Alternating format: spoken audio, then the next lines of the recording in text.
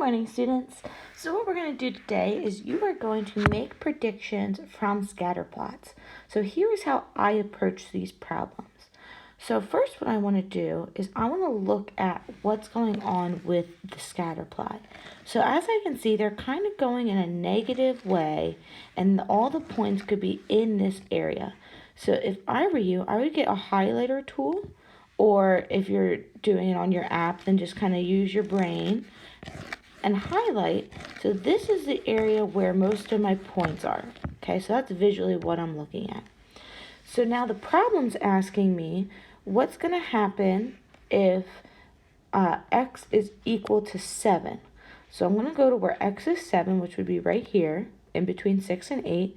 And it looks like if I go up to the shading, it's going to be up here in this area. Now the nice thing is this whole IXL is multiple choice, and so looking at my two answers, does it make more sense that it would be at 5 or that it would be at 1?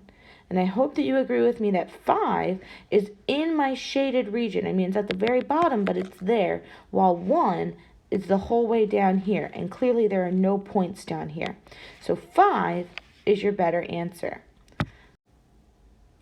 Now, as you're working through this IXL, be careful, the problems change. So mine happened around SMART score of 36.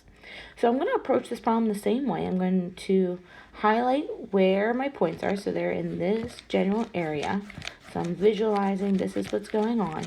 But if you go back and read the problem, it asks what happens when y is equal to 10.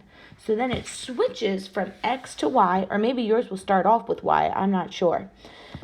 So what I want to do is I want to come over here where y is equal to 10. So y is equal to 10 right here at the very top. So I'm going to come over here, and where does it look like the rest of these points are at that time? So I have the option between 5 and 10, and clearly the points are over here at 5. They are not over here at 10. So once again, your better option here would be to select the 5. So that's basically how you go through this IXL. You just want to visualize where your scatter plot is and look at where it's asking you to predict at.